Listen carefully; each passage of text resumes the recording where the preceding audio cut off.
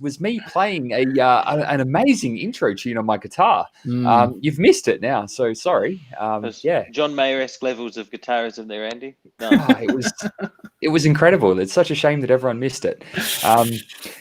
Anyway, welcome to the Sportscar Safari podcast. Myself, Andrew Coles, co-editor, Luke Jackson, co-editor, Daniel Scott, friend of SCS. It's probably the best way of describing you. Welcome. Car guy. Thanks for having me. No worries. So, I don't know. We've had a bit of a sabbatical for a couple of weeks because life gets in the way, but we're addressing that. How have you been, Luke? Been good. Had some leave, which was nice. Had a bit of a break, which hasn't happened for a while with Adelaide Rally being postponed. Had some holidays. Did some rest. Feel refreshed. So that was nice. That was good. Yeah. What? I was going to say, I think for a lot of people, obviously everyone's, very sad that the Adelaide Rally was cancelled. But I think when it was cancelled, everyone had that block of time and suddenly they had leave or they had whatever they had planned to have the rally off. And I think everyone was a bit like, great, 4 days off. Except for Daniel. Hey, still good. Well, obviously we had that potential 6-day lockdown here. And I was actually talking to somebody about that today. I think people, when they were graced with the 3 days, went, great, there's no COVID, but kind of looking forward to having a few days off.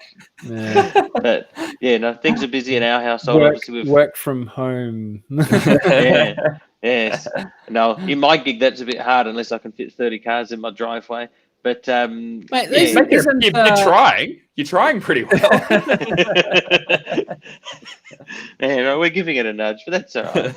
No, it's been busy times in our world. Obviously, we've got little Sebastian, but work's been flat out. And, we were pretty well ready for the Adelaide Rally. And as part of what I do for a day job, we had a manufacturer to a packet and, nearly 40 cars were going through for that. And that was shaping up to be pretty good fun. So we're looking forward to that kicking back on in March. What do you do for a day job for the rest of our listeners that don't know? Good point. I'm the sales manager for the certified pre-owned section at MercedesBenz Unley on the corner of Cross and Unley Road. So I play with cars every day, which is good fun. Always been in the car game, and it's probably how I've met most of you boys as time goes on. But so playing with cars on a daily basis and seeing, I guess, the weird and wonderful things come through over the years, be it with Mercedes-Benz or otherwise, kind of leads into what we're going to talk about today, which is cool. When we sort of thought that we'd get you on, I had an idea for a podcast that I think everyone would love to do, and I can pretty much say that it will never happen. Stories from the motor trade. Everyone's got them. No one will share them. But wouldn't that be a good podcast? Mate. It'd be a ripper, but that's not something you'd put on video, is it? Not at all. Give it a few years. Yeah, maybe another 20 years or so, we'll be right. Yeah, when we're all limitations is finished and all of that. But I think and obviously if anyone for their Mercedes-Benz needs, go and see DS. But I think there's I don't know, what would you say? There's two categories of people that work in the motor trade. There's those that are there through happenstance and because they kind of ended up there, and then there's those that are there because they genuinely love the cars and they really want to be there and they really like it. And I think you definitely fit into the latter category. You drive the product you sell and you buy the product you sell, and you definitely are passionate about Mercedes-Benz. Well, I think in order to be effective in the automotive industry, much like any job, I guess you need to be passionate about it. And I think in order to be able to do what you do on a daily basis, working in the car trade, long hours, busy times, all that sort of stuff, you need to like it. And I'm a car guy through and through, not just Mercedes-Benz, but motorsport, general cars, collecting, the weird and wonderful. I'm into it. I think you need to be. Mm-hmm. It's a good gig. I definitely miss my time there when, something would get traded in or something would come through and you'd get to go and experience it and drive it around and just the different stuff you'd constantly in and out of cars all day. It's good fun. as silly as it sounds, it's the different things that you see. Like, we're lucky that we get to spend some time around some pretty special metal in my universe in particular. And the other day somebody came through with one of those Bullet MX-5s, with the 1UZ in it and the front hinging bonnet and everything. Oh. And was it some kind of like oddball purple color or something? They did some weird. From memory, it was. It was like a light bluey purpley color. I don't know. It was sort of auto salon-esque. Yeah. But it was cool. And I hadn't seen something like that for yonks. And I actually don't know whether I've seen a Bullet in the flesh before or not. I remember reading I don't think I have. In Zoom magazine and all Zoom that magazine. And this thing rocked up and they've popped the bonnet and it had all the period bits under the bonnet, had the SAS steering wheel and the custom built console and dash and everything. It was cool. Has it actually survived? Did it survive well, or is it starting to fall apart? Like no. Like all the old TVRs and everything that just crumbled. This was pretty good. Like the dash and everything was nice and tidy. Need a little bit of tidying up, but it was a wholesaler come past with it just to say hello, and it was cool to see it. But hang a minute, a wholesaler. So someone had traded that presumably somewhere. I think he was facilitating something for somebody he knew, a bit of aiding the transaction of a deal. But I guess working in the car trade, it's every day you see something different, you meet different people, you talk to different people. And I'm very lucky where I work is a great company and great people that you work with, but a great client base as well. And it's those sort of cars that you see every day that, you sort of sit back and, I'll see a Bullet. And then the same day there'll be a Maybach that comes through, then a GTR Pro and an SL65, and then a Gullwing, and it's special. You get to meet cool people, learn lots of stuff. Every day's different. It's good fun, as you boys would both know. Being ex-car trader, I guess yourselves as time has gone on. But the biggest challenge I found, and Lou, I think you can all speak to this, is it's kind of like if you're an alcoholic working in a bottle shop. It's like as car guys, you're constantly presented with these like trade-ins and these really cheap things coming through the door daily. I bought, I was only in the game for a couple of years. And I definitely bought a couple of cars when they come through and the price is right and it's a cool thing. And you're like, yeah, right, go on. Well, it's funny, out of all the stuff that sits in my driveway, none of it was really bought wholesale. I probably should maybe look at that more instead of buying Saabs and brown station wagons. But look, it's that brown station wagon was the best buy. Yeah, that was a cool car. Well, we should elaborate on what the brown station wagon is for those that haven't seen it, laying fat 11s off the line of Adelaide Rally stages. Turd wagon. Look. Okay, Shades of Wagon. The ballistic hearing aid, whatever you want to call it. Look, I've got a 2004 E55 AMG. You got a photo? Cool. Yeah. Look, it's a wagon, which is pretty rare. Limited numbers of these were brought to Australia in general, but the colour of my car is a Designo interior and exterior build, so it was built unique for the original owner in Tassie. A gentleman in Melbourne bought it off him, who ran it for most of its life, and then I bought the car off of him. And I use it to do the Adelaide Rally. I use it to go and pick up. I used it the other day to go and get a washing machine, and I rocked up to pick it up, and the guys seen me walk in and goes, "Oh, you need a truck or a van or something." I said, No, I'm good. Press my little button, my electric floor comes out, load the thing in, push the button back in, it goes, and then you can, cut a set when you leave. It's great. It's a very versatile car. So I've got that, and that's just proving to be a great thing. It's very fast. It's got a supercharged 5.5 litre V8 in it, 348 rear wheel kilowatt at the moment, which is just based on a tune pretty much. And it doesn't need to be any faster than that. No. A few basic, I guess, OEM enhancement type modifications. It's got illuminated scuff plates, which Henry at Merctronics put in. It's got a Dynovan head unit, which I guess flows onto the conversation for today, because when I bought it, it was extremely advanced for its time, but its time was a long time ago. So, wanting to be able to listen to podcasts and do stuff like that, I needed to update it. So it's a retrofit unit that effectively gives the same appearance as the factory, but that was a cool little thing. So I've got that.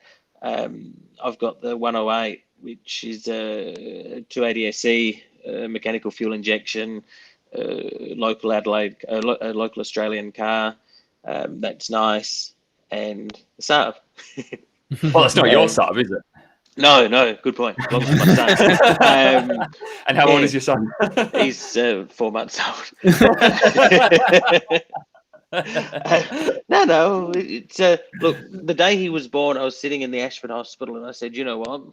I really should get some plates because when the day we got married, I applied. Well, before we got married, I applied for the 6-digit historic plate of our wedding day to put on the 108. So we used it as a wedding car, and that still hasn't been released by the government for auction. I've been married for a few years now, so I wasn't going to bother with that for Seb's number plate. But with the R&S series, I got SEB 608, and you know. They won't let me take it for Motor Reg until I had a car to put it on. So, you know, I didn't want a car for the plate. Yeah, I didn't want to lose the plate. So, look, my grandfather had always had Saabs, or had Saabs, not always. He had a V8 SLE and a Charger and all this other stuff. Those who I've got on Facebook might have seen some of the photos I put up a week or two ago when I was scanning all the film, and that was pretty cool. But there'd always been a, I guess, unscratched itch for one of these Saabs. And this one popped up. It's actually quite a good example. 2.1 litre, 16 valve, 3-door coupe. It's auto, which I wanted a manual, but whatever. There's not many of them around. Car, though. I think an auto in that kind of car, I think an auto kind of suits it. You know, it's just a. Oh, look, it does. It's not a. Yeah. It's not a rocket ship, but it's fun. It looks cool. I've got a set of 16-inch 9,000 aero wheels to put on it, which I haven't done yet. But the intention is just to have it as a tidy sort of, just a car you can get in on the weekend and potter around. You know, obviously doing what I do for work, I've got a work car. I don't drive any of these every day, so it's just nice to have something fun you can get in. And, you know, as time goes on, you know, sell the Saab, get something else, whatever. And by the time Sebastian can drive, he'll have something cool with his number plate on it he can get into. Are you going to try and trade him up into something? You know, sell the Saab, make a profit, trade into. Well, as a kid, that's sort of how I got into the whole car thing. That my grandfather and I used to do that. We would, you know, back in the day when it was far easier to do so, we would purchase cars from people's auctions or, you know, Fowles or out of the trading post or wherever it was back in those days, and, you know, tidy them up. You know, you'd buy a car with a failed head gasket, repair it, whatever, and sell it. So we would spend the time to, you know, learn how to fix things or enhance the skills and to make a little bit of money on the way. And that was how we started. I remember the first one we had was a Hyundai XL, but the really early ones, not like the bubble that you see racing now, the one before that. Oh, the square ones. The square ones, yeah. And that had come from the Northern Territory. And I remember it was white with blue velour and it had a blue dash and everything, but everything was red because of all the dust. And I remember that car, we just spent ages, you know, with air and scrubbing or whatever. And, you know, we sold that car, we bought something else. We sold that car, we bought something else. And we ended up at a point where we'd had a VNSS in red. We had, I wish we still had that. Yeah, it'd be worth cash to that. Yeah, tell me about it. We had a couple of Saabs. We had a Volvo station wagon. Like we did some cool stuff. And I guess that's probably where some of my eccentric taste in cars has come from. But it's funny, you know, when Luke said to me the, I guess, general topic of tonight's discussion, it got me thinking. All three of those cars, the 108, the Saab, and the E55, have had some sort of media. You have to think about it, because to sit and listen to a podcast, like, you know, I often listen to your podcasts in the car, and, you know, especially with Sebastian, we'll chuck him in the car, go for a drive, and I'll put a podcast on. To be able to stream in an older car is difficult. Like this, the Saab's got a cassette player in it, and I didn't want to remove the cassette player because I wanted to retain originality. Exactly. And that's where it's hard, because, you know, if you go back and, you know, this is probably branching off into something we'll touch on a bit later, but you look at some of the cars in the 90s, 2000 auto salon era, that sort of, you know, the sex spec stuff, if you will. There's a pretty big community following on those cars, the Hot Fords, you know, Chrome AME model arts, all that stuff. Anyway, they'd hide the head unit thing up in the sun visor and run the slave unit somewhere else so that it would retain an alternate look, or, you know, they would do that in different cars. And I don't want to do any of that stuff. So I found on eBay a $20 Bluetooth cassette adapter. Which really? Yeah, legit. Yeah. You remember how you'd get the ones that would plug in via auxiliary into the bottom of your like iPhone or your Walkman or whatever it was? This is a Bluetooth dongle that does the same thing. So you charge it up, plug it in, and you connect your phone to it, and it streams. It's not a bad idea. I don't have a cassette player though. Damn. But anyway, that is a good way of introducing our topic tonight, because we've all had, and Luke will has, I think, lived through quite a lot of pain in the last few weeks and can really sort of go through where we're going with this. But we just thought, like, nothing dates a car like its dashboard. And Dan, you hit the point that, like, it was the state of the art, but back then, not now. And you take one look at from tape deck to CD player in the 90s to small screens in the early 2000s. And even now, like, you look at a car from 2013, 2014, and it's dated already. And that's only 5 years ago. You can tell, which is, you wouldn't. Yeah. Anyway, Luke, what are you doing at the moment? Why? What's your pain? Doing stupid alpha owner things again. Ruth my wife is driving around in a 166 at the moment that I just finished swapping the trans on, which was fun. And as you do with cars of this age, early thousands cars, if you want to maintain them, the best way to do it is to find a car to buy to get parts from. Because if you're going to try and find ones and twos of parts and bits and pieces for cars, it drags on and becomes very, very expensive to maintain. The car isn't worth that much. The wreckers know that, though, and they'll charge you $300 for a wiring connector. Yeah, correct. Yeah, exactly. So you're really at the mercy of the wreckers. So the car that we've got is like a real, I think it's like Nero Volcano is the Nero Volcano is the color of the outside. So it's real blacky, but with purple through it. And then it's got like it's a good color, brilliant color. And then it's got like a tan interior. The tan interior is pretty hard to come by. Like, there's not many of them that had that. A lot of them were black. And this one had a few trim bits that needed replacing and bits and pieces. And lo and behold, a blue one came up as a wreck car that I missed out on Gumtree, but then Friends Mechanics had bought it and stripped the engine and some ECUs and bits and pieces it need out of it, and said, hey, does anyone want any parts? So what did I do? Went and bought the car, as you do. For a couple of things. One of the things was it had a sunroof, which I thought is cool. My car's got like option side skirts and rear bar and wing and like a couple of factory option things that are pretty rare. It's got factory 17-inch wheels. Well, sorry, factory option 17-inch wheels, which I've never seen another one in Australia. They're probably out there, but I've just never seen them. And then it's got a sunroof that I want to pull out. But the best bit was that it's got the car phone Sat Nav entertainment unit in it. So, and what year are we talking? 2001? Yeah, they were like 01 here, but I think they were like 98, 99 production. They took forever to come over on the boat back then, and then Tico would leave them on the docks and replate them whatever year they want. Yeah. And 98 built, 2003 compliant. Well, yeah, my 916 GDV GDV6 that I had that Dad bought from me. That was a 98 build 01 complied car. Nice. We're getting into dealership stories here. Yeah. Not as bad as those MGs though, but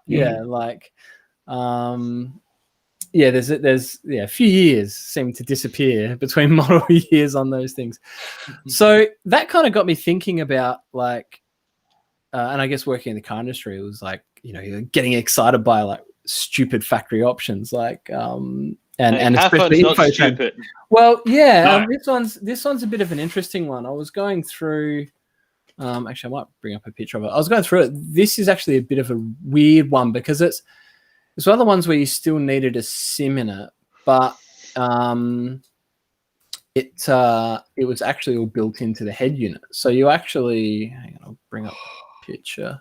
Does it have a keypad in the head unit? Yes, but like you got to use a dial for it. It's kind of. I was reading the book on it, and so This should really have a teledial operational knob on it, so that It you does. can have matching wheels to suit your phone. It does, actually. Telephone dial. Yeah. Hang on, I'll grab that. Wow. A telephone dial. No. You know So, what? like- This is not so crazy because a lot of people are into like retro gaming these days, and you're getting old N64s out. And this is no different. It's the same. Well, I've actually seen Kind a of. few people who have like retrofitted DVD and TV units to them and stuff like that because that's what you do. Apparently, it's a Siemens. It's a Siemens system that was in a Porsche as well. So That's what works then. well, yeah. Apparently, we'll see. Maybe. Yeah, the Italians stuff it up somehow, I'm sure. So that's the system, right? So it's cassette. So it's cassette in the head unit, and then it's got a 6-stacker CD unit in the boot. And then that little slot that you see On the right. What is see that? that slot there? So you know like when a you buy, vertical when you buy a SIM card, you get the SIM, and it's like you got to pop out the little chip. Yeah. That is the full size card you slot in there. No way. Yep. And it's so accessible. See, Yeah. this is what I love about Italian design. In theory, you buy that car brand new, you slot your SIM card in, and then you don't touch it for years. So Yeah. why does it need to be the most prominent thing on the head unit? So That's amazing. I remember being younger and what year would I have? I would have been like year 10 at school, and I was grabbing some brochures from the Alfa dealership Prestige Formula here. I rated them too. Yeah. I still got them all. And and I remember sitting in a 166 that was in the showroom and looking at that slot and going, "What in the world do you need a slot for? Is that for like a credit card or what is it?"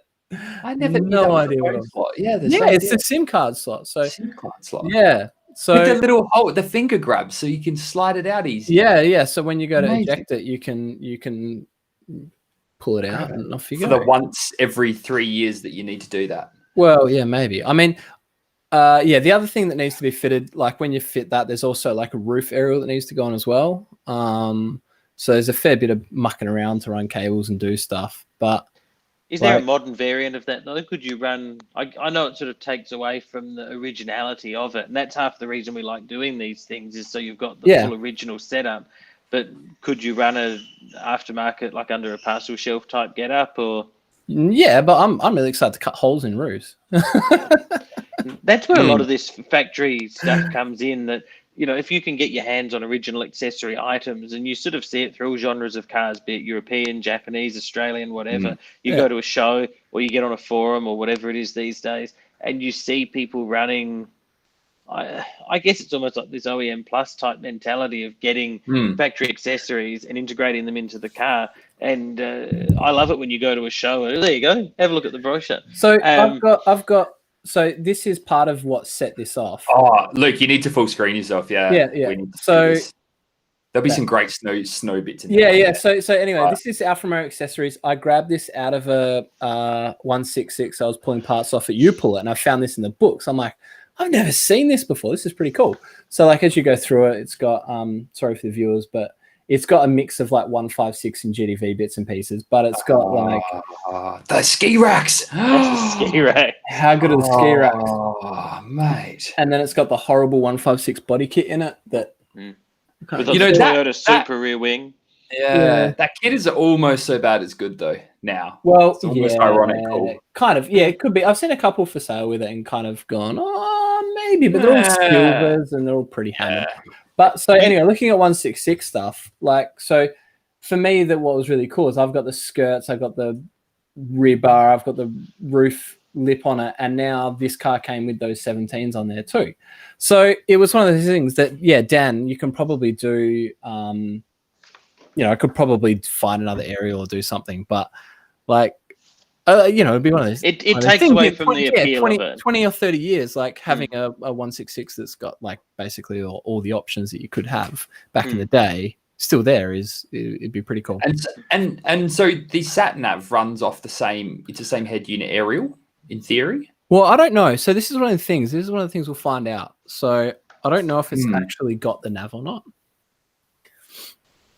Because that's the a head very unit has Italian. the screen, but no nav. Well, yeah, it's one of these things, brochures back in the day, or like in this era of car brochures where there was so much content from overseas that found its way here.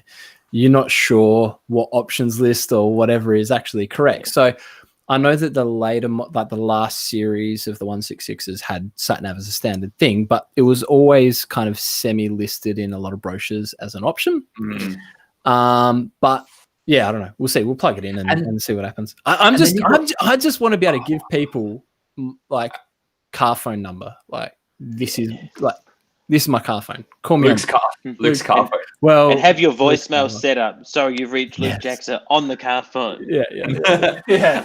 And then people are like ringing up and like, oh, sorry, I got you on hands free. No. There's no Bluetooth involved in this. What's the legality of that though? Because technically, if it's a car phone, it's built into the car, but you're picking it up and doing these ones while you're driving along. No. This is like integrated car phone. This is like speakers, head unit. This is not a pickup unit. Microphone, Yeah. This is like I'm picturing this on the dash. No. So that like in the dash. It's like built-in mic. There's a mic that sits in a mic array that sits in the headlining, and then uses the built-in speakers, and that's it. So it's almost like an early version of a Bluetooth connectivity system, just running a separate SIM card.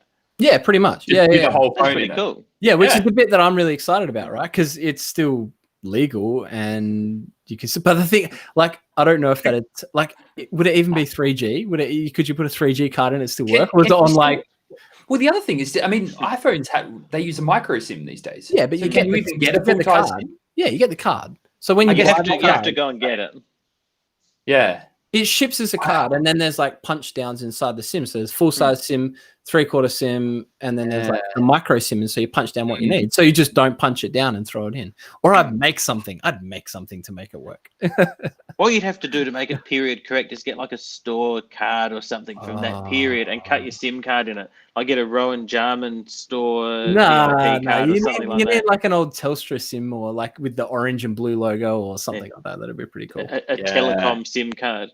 Yeah, telecom. But they were Telstra by then, Dan. It's not like 70s or something.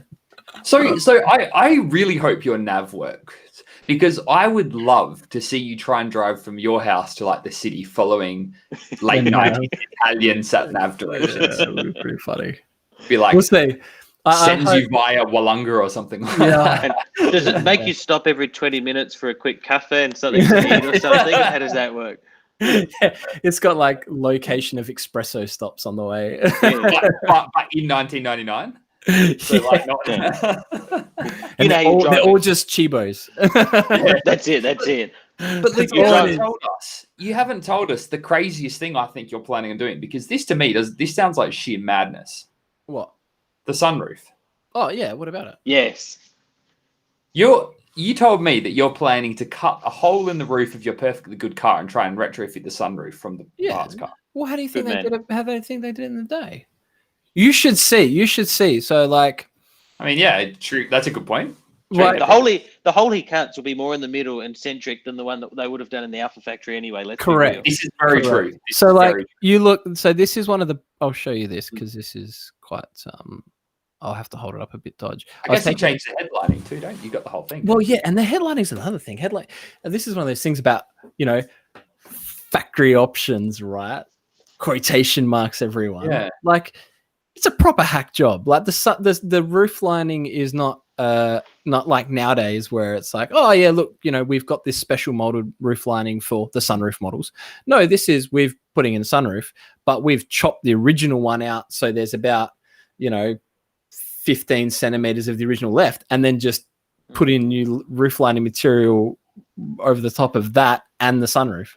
Has it got that edging stuff around the hole? Like, when you see a full aftermarket sunroof in like a VR Commodore or whatever, and it's got the edging, like push around your A-pillars or something? No.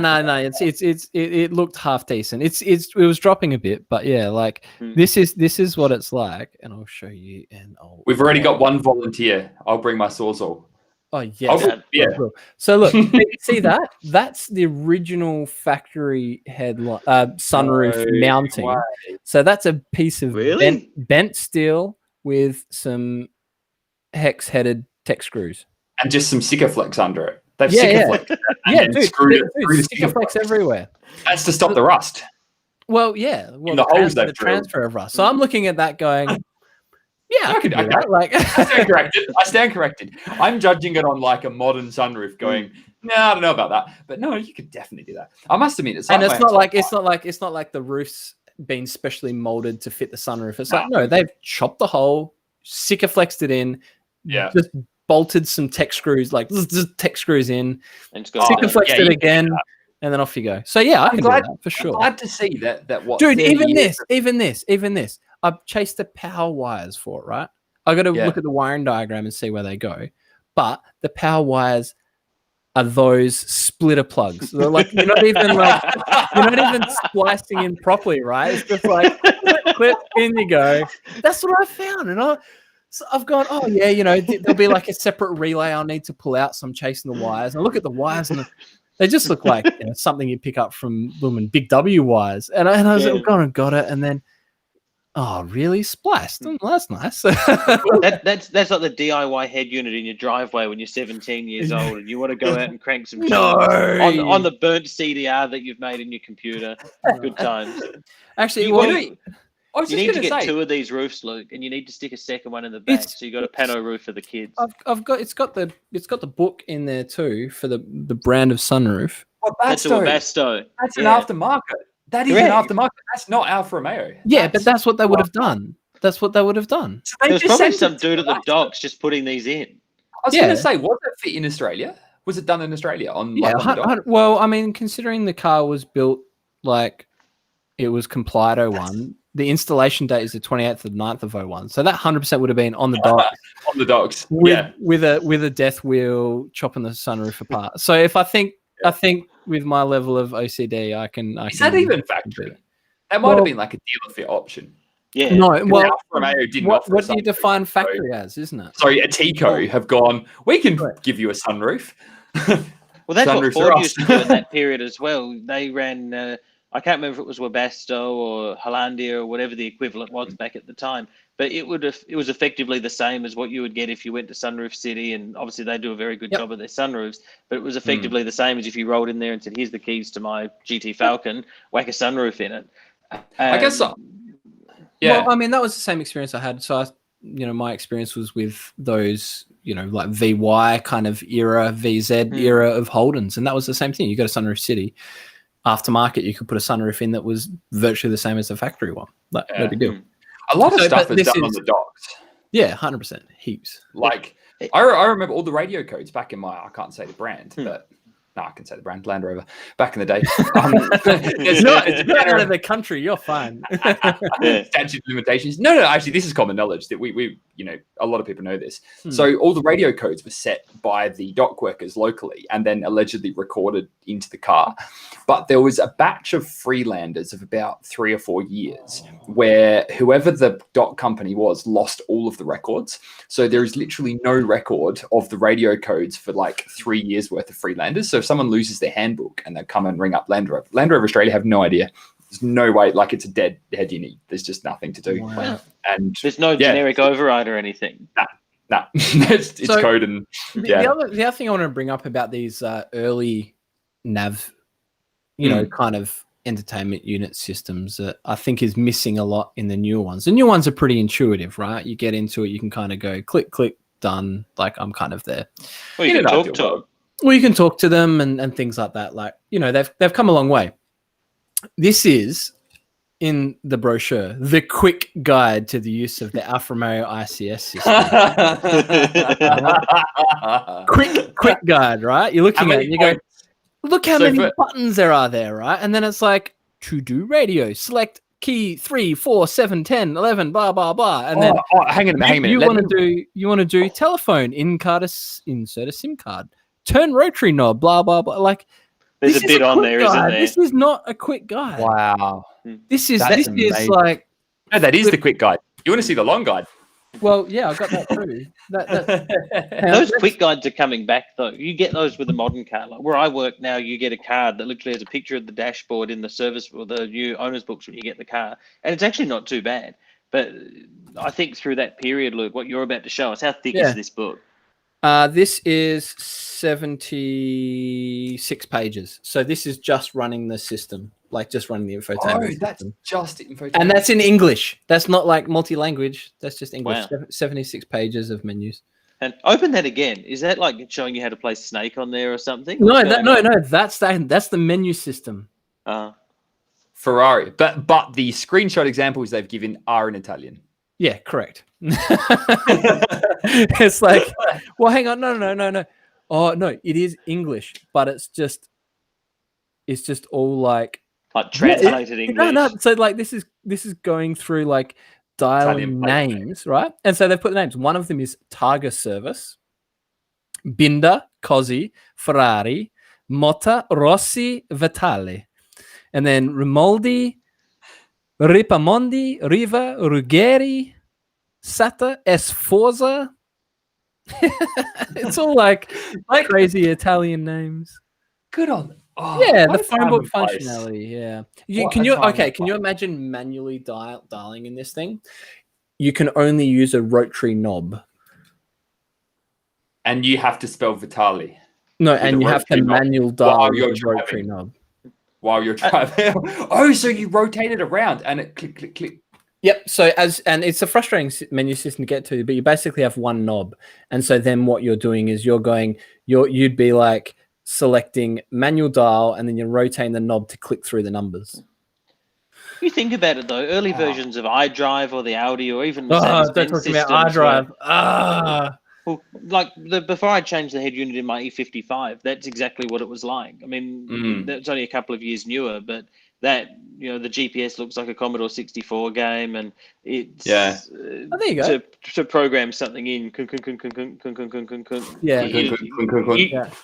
drive there faster than it took you to program it in. Actually, and Andy's raised a good point on there. That he goes, that's the same underlying system as the Porsche 986 and 996 PCM. Yeah. There you go. So probably, I mean, it is all the time. Yeah. I just still love, I just want to, we're deviating slightly from the infotainment side of things, but just on the hacking of the sunroof in. When but like, I'm just glad that nothing's changed. I remember when I first bought my X19, 1979, and we took the console off, and in the transmission tunnel, there was this like S or Sawzall like rectangle cut out of it. Sawzall back then. That would have been a death. I know. Well, I don't know but it was like all sharp edges and it was going rusty and I nearly cut myself on it. It was really, really dodgy. And I just bought the car and I was really disappointed, that someone's hacked into this car and I was a bit like, oh man, like I thought this was a good car and someone's hacked in. So for years, I just thought that someone had cut a big hole in the console for some reason. And then we ended up wrecking another car like a couple of years later. And this car had the same hole made, but it was slightly different. And I was like, okay, this is weird. Found another couple of shells and they all had it. And then it wasn't until I was restoring the car and it worked out that obviously being mid-engined, it's got a shifter rod that goes back. And you can't actually, without using that hole, you can't actually get the meter-long shifter rod out of the transmission tunnel because you slide it back and then you've got to slide it into the engine bay. But the angle is about maybe 20 mils off. You can't lever it down enough to get it out and it's jammed in. So it worked out. Hole.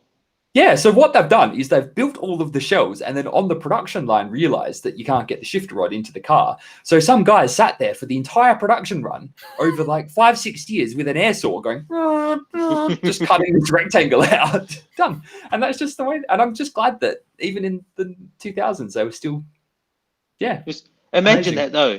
Air saw in one hand, Rosso Antico in the other. Just like doing, getting it down, whatever. Yeah. Different times. Yeah. But it's hard with the modern cars, though. It's difficult because when you're talking about retrofitting stuff or even the replacement of something old with something new, like the days of single and double din head units, the days of being able to retrofit a sunroof, electric windows, whatever, it's all sort of going, which is a bit of a shame. Well, I mean, even with this system in this 166, you're trying to replace the head unit. It's got the climate control built into it. So good luck. Like, my favorite like retrofitting thing, I'll bring it up because again, this is close to my heart because I worked at Holden's and it was probably the worst idea for a Sat Nav ever. Yeah. Do you remember this? Do you guys? Okay, everyone. I know where this is going. I'll bring up a picture. Think of your worst idea for a Sat Nav because I've got one. Oh yeah. So yeah, anyway, think about this, and then we'll yeah. So this is one of my ones, and this is I'll bring it in. I'll bring it in. So this is a video system that got fitted to. It was a VY to VZ series of cars. So we're talking like like 02, like early thousands again to like late thousands. So I'll bring up this picture. Yeah, this is like a Yeah, I see what you mean. They also ran those in certain variants of Fairlane and High Series Ford stuff from memory too. Oh, I remember seeing a few of them when I worked at Ford. It was a video system. Oh, I'm just trying to find.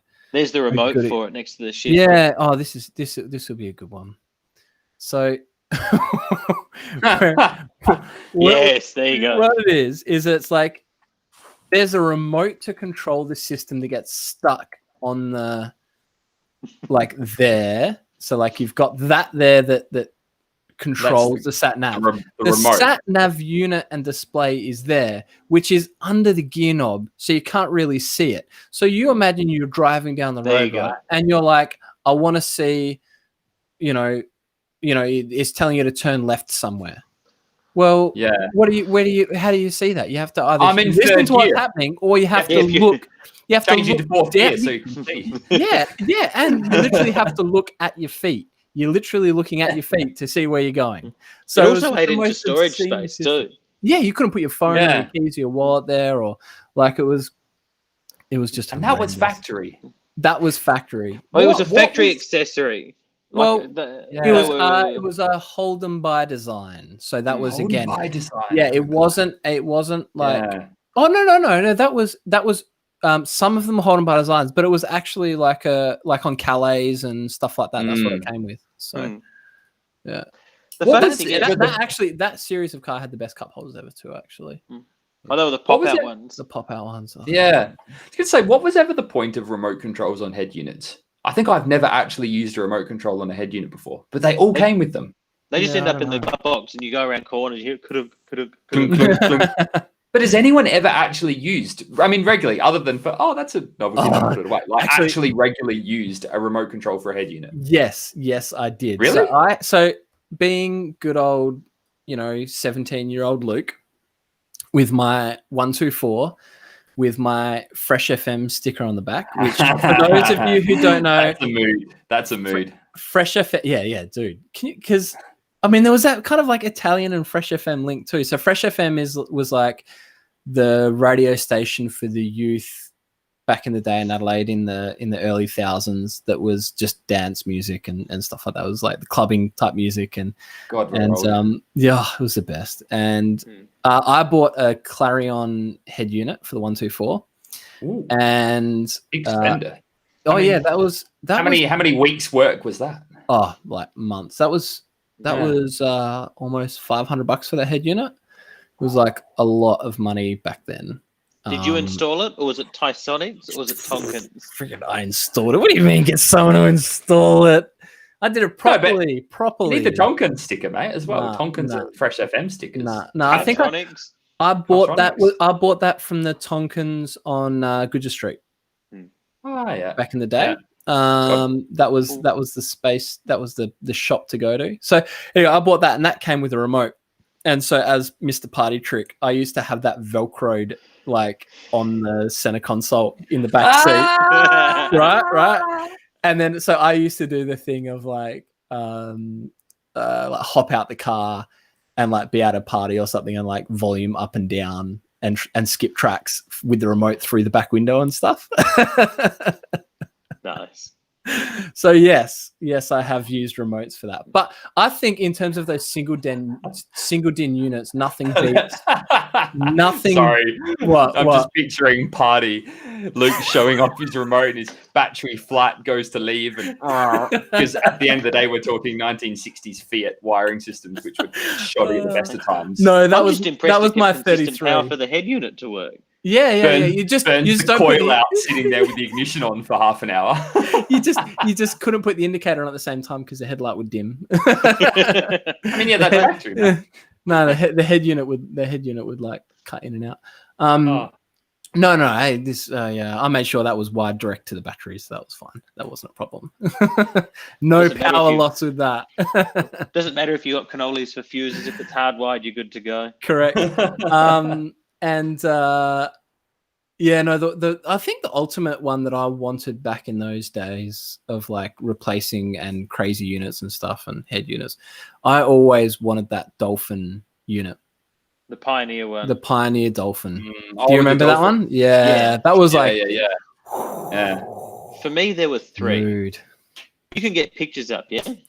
Yeah, I can probably find some. Actually, I could probably just pull old Hot 4s out and find an ad for it. Spot on. Nah, we'll be here all night if we do that. I reckon that's almost another podcast, like another episode. But there was the Alpine, I reckon it was called the Alpine CVA 1000E. And Alpine C. You think it was called? That sounds like a pretty. I reckon it was the Alpine CVA. Oh, I found the remote. No, 1000E. that's. I found like a remote. It was a fold-out like TV screen head unit. Oh, It was yeah. always on the back cover of Hot 4s. Hang on. And they all the that's the one. fold-out TV screens. They used to half Spot the on. time fold up across the air vents. So Yes, if yes, you yes, wanted they your did. TV out, you couldn't have your air conditioning if you were lucky enough to have air conditioning at that time. But it Which I've didn't got. matter because the air conditioning blew onto your screen to cool down your hot beats when you were driving around. No, I remember seeing those, and you'd get like that. You'd have a graphic equalizer underneath. You'd run like a PlayStation 1 or something in the back. That was Yeah. the bee's knees. And growing up reading those magazines, and whether it was Hot 4s, Fast 4s, Zoom, or the associated Ford or Holden magazines, you had the Alpine one. There was the Dolphin head unit.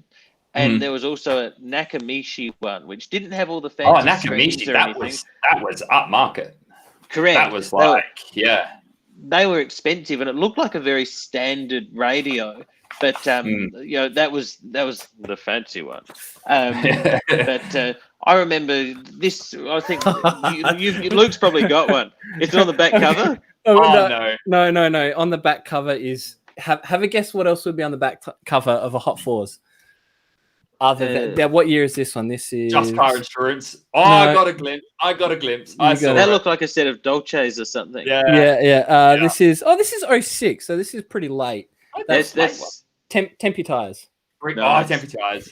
The old 430 Spider photoshopped with the wheels on. Oh, Did anyone ever put Dolces on 430? No, I don't want to answer that question. I'm sure they did. You'll find they probably did. Yeah, But, I don't want to know. I reckon it would have been from 1998 to 2003, 2004 or whatever. Like every issue would have that head unit on the back. This is so good.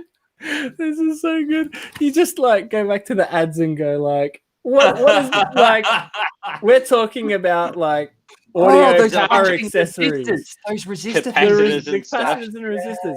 Yeah. And of course it's got some But it's the leopard print bikini that It's really a- sets it off. oh, Not just wow. the bikini, that it's leopard print too. That's the dude. We- So this is so late. the This had show US. can't become a whole night of just reading Hot 4s Yes, magazine. it can. Yes, it can.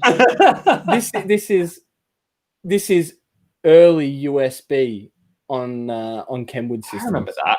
Look at I that. remember the technology when it would bring the song up on the head unit. We're just basically a bunch of old farts talking about the old days now. So got to be mindful to not. Oh my Yeah. goodness! You would not Back believe in what my you would day. not believe. Back in my day. This was the best. This is the best issue to pull out. Actually, this is the. Sorry to be giggling like a little schoolgirl. I know. I'm worried. Hang on. No. This has actually got in it. This edition has got a head unit audio guide in it. Oof. Didn't every edition have that? No. Well, no. This is I've almost got that one. JVC. This is high-end CD tuners. Some of the marketing around the head units was pretty cool. Do you remember that Pioneer one with the guy? Was it Pioneer? With the guy watching he's watching a TV screen or something, and he's getting the shockwave coming, and it's The blowing shockwave's his coming back, yeah. back. Yeah. That was really cool marketing. That was yeah. You think about the spend, back in the day. I remember vividly as a kid going with my father to Tysonics. He had a big stereo put in his VP Calais. And I remember that. As you guys know, we've still got that car sitting at home. Does it still have the stereo? Different head unit now because he wanted Bluetooth music streaming, but it's still got the speakers and everything in it. Yeah, it had a JVC head unit with the little remote, and he used to use the remote all the time purely, I think, because he could say, "Hey, look at my remote." But yeah, that was. I remember picking that car up, and it was big coin to get a stereo put in it back in those days. Like, to buy a single DIN head unit, a set of front rear speakers, amp sub, whatever. It was a lot of money. So the marketing and the hype behind it all, and you'd go to a show or you'd see someone's car, they open the boot, they got the Type R Alpine subs, Alpine amp, all that stuff. I remember back in the day, in primary school, one of my mates, I guess his mate, one of our mates, his dad owned, what was the one? Audio security? No. Did he drive a white VP Commodore with the big wing and everything on the back, and it had a full system in it? They had a whole lot of demo cars with full systems. It was car technology, not Cartronics. Was it Cartronics maybe? Cartronics was a place. Anyway, it was one of those places. And when you're in primary school and some kid's dad had a rotating roster, I remember to school camp once, he brought a C4 Corvette. He just got a yellow C4 Corvette. He had an RZ Supra for a while. He had a GC8 WRX, like all of the cool stuff. And all with the full boot installs. I remember the Corvette, they flipped up the glass hatch, and there's the fiberglass boot install with all the subs sitting in there, which when you're 10 years old at Murray River School Camp and some kid's dad rocks up in that with Cartronics down the side and the big wheels, like that's cool shit. Like that's I think my dad was cringing because he's into like racing and sports cars and Italian cars, and then some kid's dad turns up in a Corvette with a massive subsystem in it, and that's not what that meme about, like don't get in with the wrong crowd. Like I'm sure he was like, no. But back in the day though, it was because you can't really do that to a modern car. Like it's not really possible, and it's kind of a shame. Like I remember growing up being all like, oh, it'd be cool to be able to one day do the big system and everything. But now you buy a modern car and it's got, as you were saying before, Luke, integrated head unit with all the bits and pieces in it. Or, like my wife's car, it's literally all in a screen, which means your air conditioning and your navigation and your radio and your instruments, it's all on a big display thing. So if you want to pull it out, you can't. So exactly. You could. Nah, you'd never do this. This is just for lols. But you could mount a whole standalone stereo system in a modern car. Like take a power feed from the battery, your subs, different head unit, the whole works as a separate system to what's actually in the car. Yeah, but I think most of the days, we could probably get George and Theo on and chat about it. But I think they would be great. We should get them on the podcast. They would be good value. Yeah. One of the things I think that they're mostly doing now is just like good amps and good speakers. I guess it's like things. The head units are fine. I guess it's like, what they say, like you look at what's happening with a lot of the sports cars and it's like, shock absorbers and damper quality. At the end of the day, damper technology is money and cars are built to a price. So, if you buy a 911 or an Alpine or whatever, you can markedly improve the handling by just putting more expensive dampers on it. And I guess it's the same with amps and speakers. You can just put better quality stuff in there. Like, oh man, this is going to be our night now, isn't it? Just spontaneous laughter. Because again, this issue of oh no, this is not good radio. Hey, this is Fast Fours. Hey, that was a good issue. I remember that one. So, who's your daddy? Who is your daddy? Have you seen a sexier Rexy? 05. Anyway, they've got a whole flip down head unit thingy called Sensual Healing. But my favorite bit is the ad that is. There's a couple of ads that are just so of that. Like of their time. The era. So this is a GC8 with the boys in it with a thing on bricks, and they don't care because they've got their Pioneer head unit, and they're just. I remember that ad. And then there's an even better one. It gets even better. This is the one that can I just sorry, Luke? Can I just interrupt you very quickly? Yeah. That ad there. I like the attention to detail because you'll notice it has the Altezza tail lights. Another must-have modification. Absolutely. Yeah. Standard car. Head unit, Altezza tail lights. But this has the guy's got his arm out the front window, not out the back window though. Leaning back with it hanging out. So this has to be the worst ad I've ever seen for a car stereo unit ever. Oh, what is that? Andrew, describe what you were seeing. Okay. Let's start. So, should we post these on like Instagram story? Yeah, I think we should. But let me try and describe it. This is a good descriptive skill. That's actually a Boxster. Is that a Boxster gear knob? That looks like a that's a Boxster. Oh, it's okay. No, it is. I think it's a Boxster. Those seats convertible. It's like where you'd mount a GoPro if you're having a track day. Like the shot is sort of between the seats at the back. The seats are a photograph. The dash and the what's in front of the car is a beach with a tree, and that looks cartoon drawn. No, I was going to say it looks like a Mambo ad. Like if that's a Mambo ad, MS Paint or something. Yeah, MS Paint Mambo kind of 90s hypercolor vibes, which is cool. I dig that. For the record, I dig that. But then the Photoshop of a really dweeby guy with a chin beard and square glasses and a floral shirt giving a double thumbs up with a attractive woman looking presumably attractive woman, smiling, but clearly not in the same place. But she's touching the head unit. That means he's winning, right? I've bought the head unit. I've got the girl double thumbs up. You forgot to mention that he's giving double thumbs up. Is her hand going into the head unit? Well, not going in. It's like crudely photoshopped, like she's touching the screen. I think to say that it's a touch. That's a very long finger she's got there. And the fingernail looks like it's bent up at a 90-degree angle. We need to post it. Okay, I will. I'll put that up. So that's by Carb.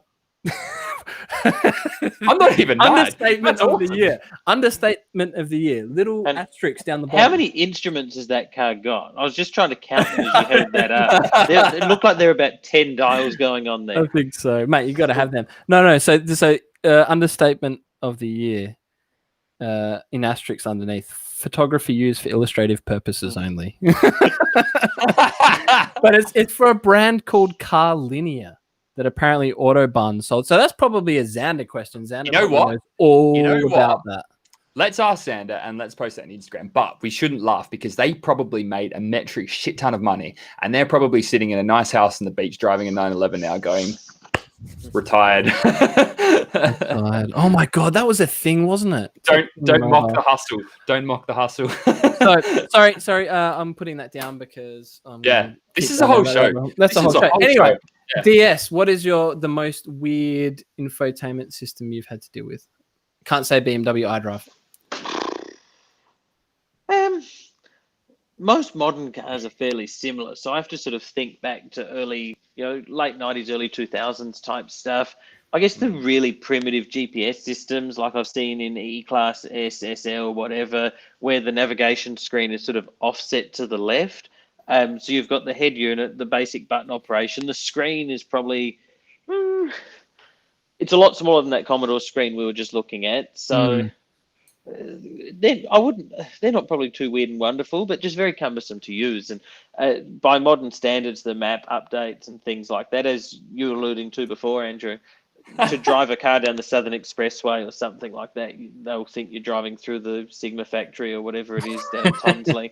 But you have to wait on. I remember that have to wait on Where Is to update a new map. And that was only 3 years ago. That's not that long ago. Like people have Apple Maps on their phone and they're like, "Can I just get my maps updated?" And you're like, "Oh no, Where Is haven't updated their map software for 3 years. Can't help you."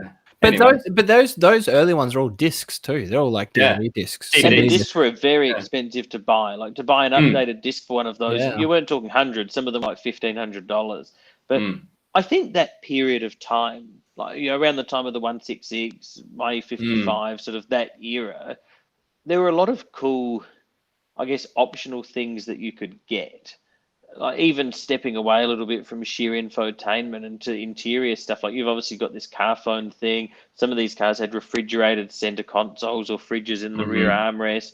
My car's got that motorized floor thing. Like, just all sorts of, like. And I would gladly say I'm happy to sacrifice having 7 seats to be able to press a button and make my floor come out. Does it do anything? No, mate, I want to sit in your boot looking backwards at the Well, that's the thing. it's sort of hard because it'd be nice to have two people facing out the back while you chop someone or something like that, or but the reality is that it actually serves a purpose. But in that period, I think car manufacturers were more adventurous with trying stuff like that, and there was more of the market. I don't want to say was less cost conscientious, because it's not, but they were trying more things, and they weren't afraid to spend the dollars on some of these weird and wonderful options to see what people would go for.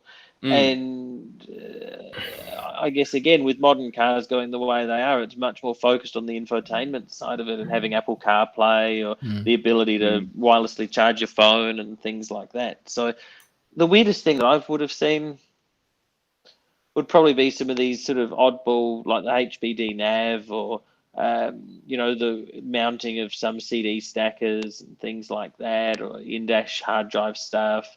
But a good thing with those cars, though, is that technically you could remove it and replace it, whereas now you can't. So it's I think for me the best one was the Volvo XC90, which had a system which actually was used in Aston Martins up until quite recently, where you push the button and the screen flipped up out of the dash. The Sat Nav screen flipped up, and then you controlled it with the toggle wheel on the console. So you're kind of looking up here and your hands down there. And that was a really neat system, but it was weird as hell if you hadn't. I mean, that sums up Volvo, really. The whole car. You hadn't used one before. Tell, but weird as hell if you haven't used it before. But really intuitive and really good once you get used to it. But that was something else that I remember seeing. Once there was a BMW X1, and they had a factory navigation option where it was effectively a navman that mounted to a cradle in the dash. So the car did not have factory navigation. Land Rover did that. Land Rover did that for the Freelander. Freelander had that. It had it looked like an iPod dock. You know, you used to get those speaker things. You'd plug the iPod into it. It looked like that, but you would mount a GPS unit into it. But as the technology went on and people lost their GPS or whatever, you see one of those cars pop up for sale, and you almost have to go back and do what we're talking about doing and troll through eBay to find a 2002 Navman unit or whatever to be able to actually use the thing. Because where the dashboard would normally have a color screen, there's just a cutout and a dock, and you click your thing in. So Land Rover did that in the Freelanders, and the base models had the Navman, but the mid and up spec models had the infotainment screen. So they actually were running it concurrently, but the warranty side of things, the Navman warranty was still administered through Navman, not through Land Rover. So when it went wrong, Land Rover didn't want nothing to do with it. Not us. The Land Rover service department was like, well, that was a marketing decision, and we did not agree to it. No. Andrew, so we were talking about placements of things and things like that, and it got me thinking about, like, who thought putting the CD stacker in the boot was a practical idea? When you put it up under and then you put something in the boot and and then you can't get to it, you smash it or whatever. It did make it safe though, right? Because you're not sitting there trying to swap CDs while you're driving. Probably why. Play with the thing. It's like, well, you got to swap the CD. Well, you got to get out. You got to anyway.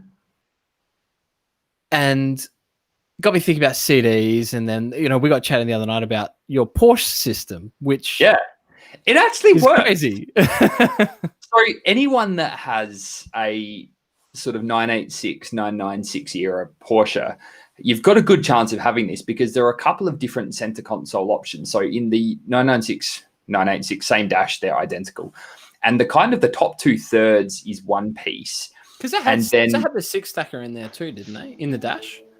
Well, we'll get to that. This is this is going in. Then the lower half where the gear knob goes is a separate piece. And in the GT3s, there is an open void between the sort of the dash and the center console, much as there would be in an early air-cooled car. It's an open void. But for the non-GT3s, there's like a console that clips in there.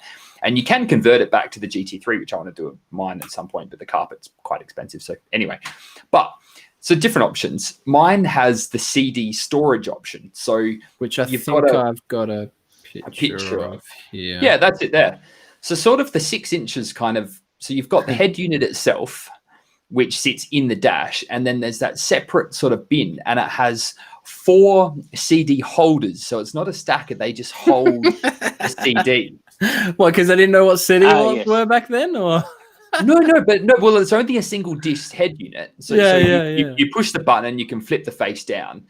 But it actually works really well because the dangerous part, when you actually think about it, the dangerous part about changing CDs when you're driving is kind of rummaging around for the CD and trying to open the case, and then it's a double What do you case. mean? You didn't have it on your visor?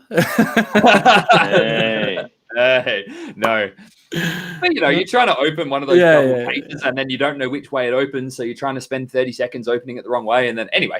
So it takes all of that out, and you just slot the disc out. And actually, to be honest, while you're driving or where you stopped at traffic lights or whatever, it's actually quite quick to just pop the disc out, swap them, and put it in. That's quite a quick process. So it's a very Germanic sort of thought process that's gone into that.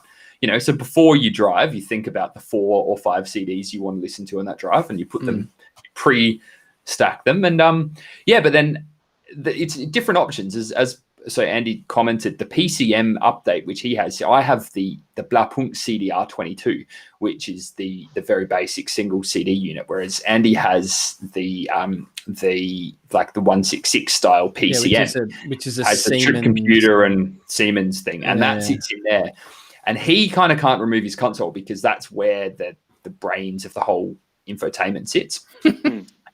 So mine, it's quite a cool unit. Like I really like it. Like when you start the car, it comes up and says Porsche in like the square font. It's probably pretty because it's like orange. It's like orange, like old school, like it's all orange coloring and stuff. Yeah, matches the car.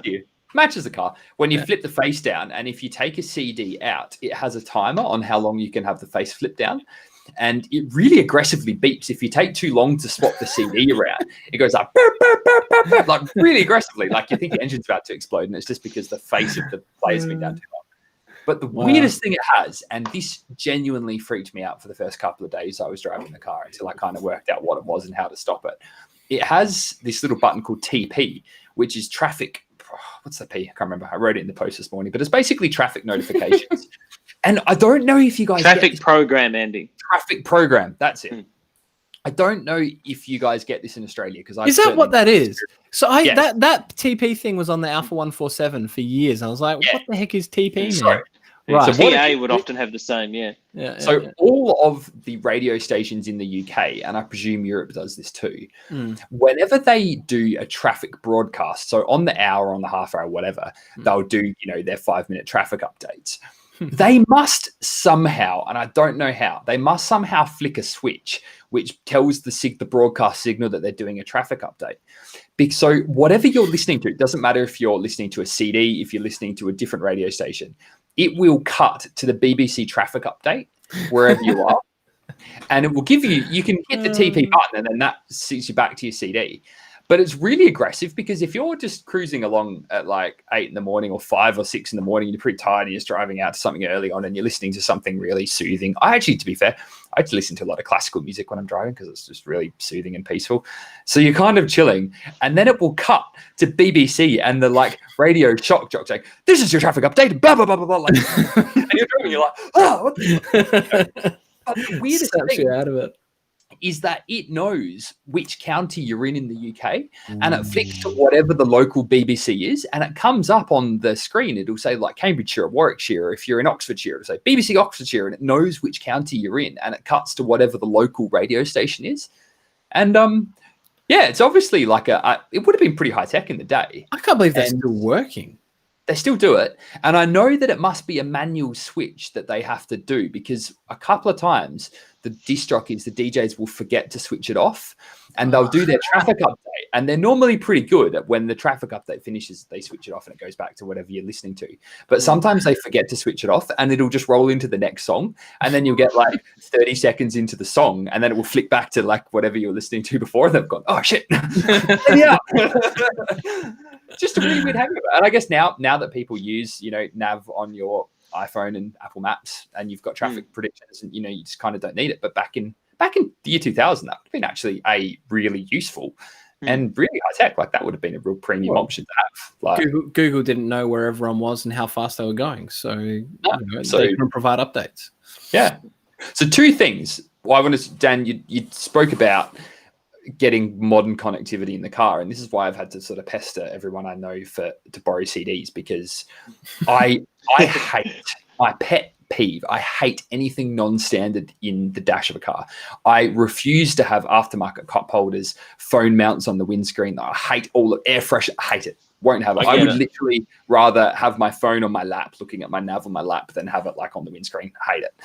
And so I found the original clip-in cup holders for the car. I made a 2.5-hour round trip to pick up these bloody Porsche clip-in cup holders because they're the right ones for the car. I can have coffee when I'm driving. Yeah, it's good. But the annoying thing is that I've searched long and hard, and it's a Blaupunkt head unit. And the only cable I can find that is a stacker input to Apple Lightning is a cable that some guy in America makes, and it costs $75 and I kind of can't bring myself to spend $75 on a cable. But also I really want to listen to podcasts when I'm driving, and I really don't want to have anything aftermarket in the car. So I think I'm stuck with having to just there are other options. You can do FM transmitter stuff too, like Bluetooth to FM. Oh, they're a bit shitty. I mean, maybe I could, but they're not bad. We've got one in the 1660 at the moment that's a far out. What's the brand now? Totally forgot the brand. Air Pro? No, like just standard far out. Like an eBay one or a good one? No, like proper one. That does like hands free and stuff like that too. It puts it through. Parrot? Belkin one. Belkin. Yeah. Okay. Yeah. One of those ones that plugs into the cigarette lighter and you tune it in or whatever. Yeah. But then that's crap on the dash. Yeah, but I've got it all tucked away, so you don't really see it. The other thing you can do, Andy, and this is what I did with the E55, because I'm the same. I don't. You can buy the fascia kit, put a double din Alpine in it, whatever. I don't want to do that because I wanted it to look original. There's a company called Dynovan that make it looks exactly the same as a factory head unit. Like it fits, the buttons are right. It's going to be more than US $75 though. Andrew prefaces by going, I don't want to spend $75, and then you're like, custom made head unit. Just whack a head unit in it. No, look, the cable seems like reasonable value. I listen to podcasts every day when I drive to work, whether it's catching up on this or, because there's some really good automotive ones out there now. There's the Beyond the Grid Formula One, the V8 Sleuth with Aaron Noonan, or Michael Busby put me onto the Dale Jr. one. What's that called? The Dale Jr. Download. It's actually quite interesting. But I find, listening to the radio, it's not bad, but having the podcast is really good. And that's the reason why I bought this Bluetooth thing for the Saab. It's the 108's got a Bluetooth head unit in it as well. And I agree with you. I don't like to change cars from looking non-OEM, but you almost have to look at it from a functionality perspective. And now that we're all so connected, whether it's, again, going back to the car industry thing, your phone's always ringing, or, you want to be on the podcast or listening to the podcasts and stuff so that you've got that connectivity. It's in your pocket. You want to listen to burn it to CD or tape it to cassette. What are you doing? Hey, I've still got to come and see you and get those Fresh FM CDs. I'm G'd up about that. That's really cool. Yeah. But you've touched on a point, and we probably should wrap this up. But you've touched on a point that I wanted to raise, and it was really interesting. I've become a fan of the Late Break Show and of Johnny Smith and the Smith and Sniff podcast. I highly recommend it. Very entertaining. But anyway, he did a video on this new Citroën Ami, which is a Sans Frontier. Anyway, it's the class of car in France where you can drive it from 14 years old and you don't need a license. Right. It's yeah. Max 40 k's an hour, electric, like a little G-Wiz type thing. And it's this new thing from Citroën called the Citroën Ami, and it looks cool as hell. And it's this plastic little €6,000 city car thing. And he was explaining how it has no infotainment in it whatsoever. It has It's very cool. Yeah. I highly recommend it. Sorry, I just looked up a picture of it. That's really cool. Yeah, I'm like, I really want one. But and that has no infotainment in it because they have rightly made the decision that everyone's lives are on their smartphone now. You do your nav on your smartphone, you do Spotify, you do podcasts, you do emails, you do everything on your smartphone. So why the hell do you need an infotainment system in the car? Just like you have a handset in your hand. And I think the future for classic cars and infotainment really is having these Bluetooth receivers that are hooked into your speakers, but there is no head unit. And the whole thing is just controlled through an interface on your smartphone. Through your phone. Yeah. It just sits there. There's nothing mucking the car. It looks period. You've got all the functionality of Apple CarPlay and Nav.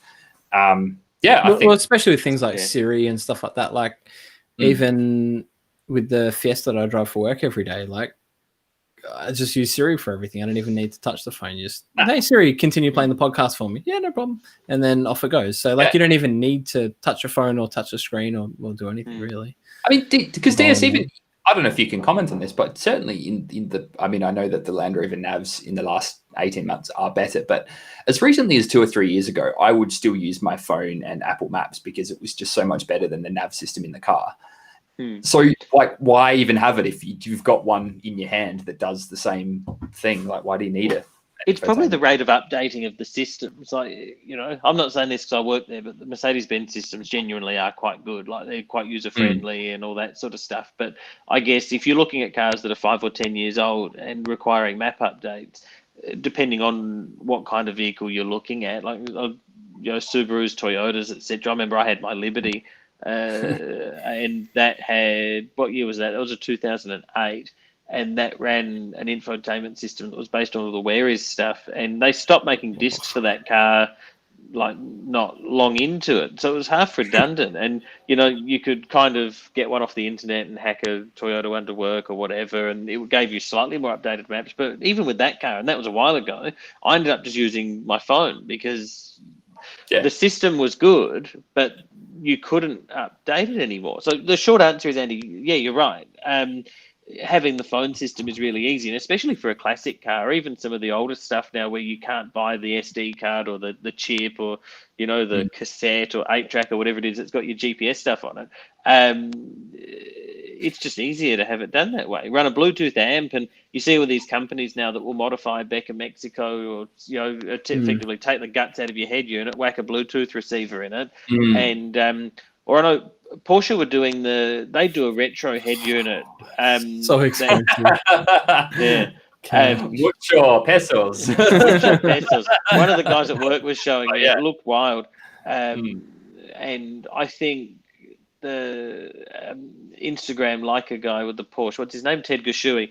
Gushu, however you pronounce it. He had, I think, the original variant of that in his car, and then I saw the new one's got navigation and everything in it, and it looks cool. I think that sort of stuff will have a niche place in the market, but for classic cars in particular, I agree. Bluetooth receiver, you know, utilize your Google Maps, because you know what it's like these days. Someone sends you a text, you click it, bang, there you go. Again, it's one of those like going forward. You know, you're not swapping cars every year like you are your phone. Like, you know, you're swapping your phone every 2 years. Not everyone does that with their cars. No. I still do wonder how much is it worth car companies investing in maps and nav and stuff, or is it just that they've been doing it for so long it just keeps rolling over and it doesn't cost them that much to maintain? A lot of modern cars don't have nav anymore. Like, you look at a lot, especially the smaller stuff that's built to more of a price point. Like, you know, there's certain Hyundais, and I drove one of those little MG hatches a little while ago, and that had Apple CarPlay or Android Auto in it, which allowed you to have your maps, your Spotify, this, that, whatever, but it didn't actually have an inbuilt navigation system. Now, that means you don't have to update it. That means it's always going to be current. And as Google Maps becomes more advanced with, you know, its functions, whether it's traffic, you know, giving you phone numbers, whatever, that will just move with the car. So I think that's with modern cars, especially the smaller ones or vehicles that may not, you know, be built to a high-end price point. I think that's the direction it will move, because the technology is already there. And if they can provide you with a good color screen to run your reverse camera and your, you know, HVAC stuff all through it, plug your Apple CarPlay or Android Auto in, and it gives you everything there. Actually, we're like an interesting time now where in 20 years or so, we're going to look back at this period of cars and be like, why the heck didn't they just do this at the start? Why do I have this head unit that I can't take out and is useless to me now? What, you know, like surely we're going to be answering that, you know, asking those questions. And then some guy in 20 years is going to be scrounging around to find all the old parts to get his old phone working in his 166 and makes 3 phone calls and no one can hear what he's saying. And then that's it.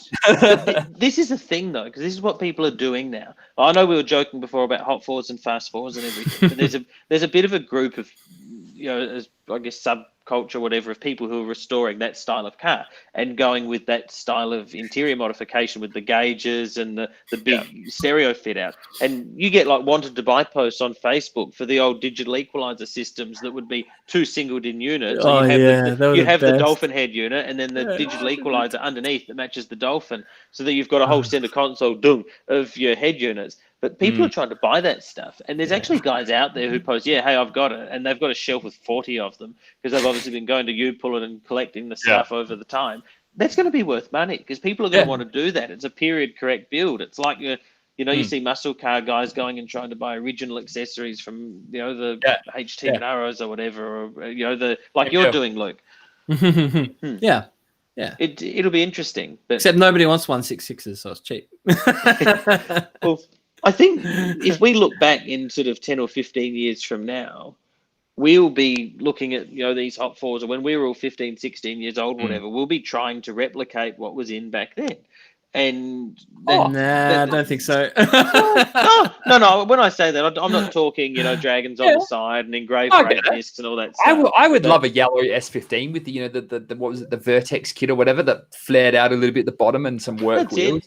And if it was a Japanese, if it was a Jap import one, like a proper one, it had the factory boost gauge on the A pillar and all that stuff. That sort of gear is what people are going to be chasing. And, an Autometer Monster Taco or a double din head unit set, or the Japanese cars, how you open the glove box, it's got that panel with the turbo timer and the gauges and all that stuff. It looks like a spaceship. Even now, you can see with the 25-year rule opening up in the States, that sort of stuff's becoming worth money. So it's actually quite interesting. What's old is new again, and it's what people want. But that'll never change. Well, look, guys, we're out of time, but I think if we're going to summarize this in one point, it's that we are now old because what was cool has gone through the phase of becoming uncool and is now becoming cool again, which means we are. No. What a note to finish off with. Yeah, DS, thanks for your time. Thanks for having me. Appreciate it. If anyone's got a CBA 1000E, let me know. I'll whack it in the sub. Luke, so I guess shout out some SCS on the usual social channels. Probably just winding down for the year now, aren't we? And then ready to charge back into it next year when the rally starts, next issue and whatnot. So cool. We'll talk to you next week.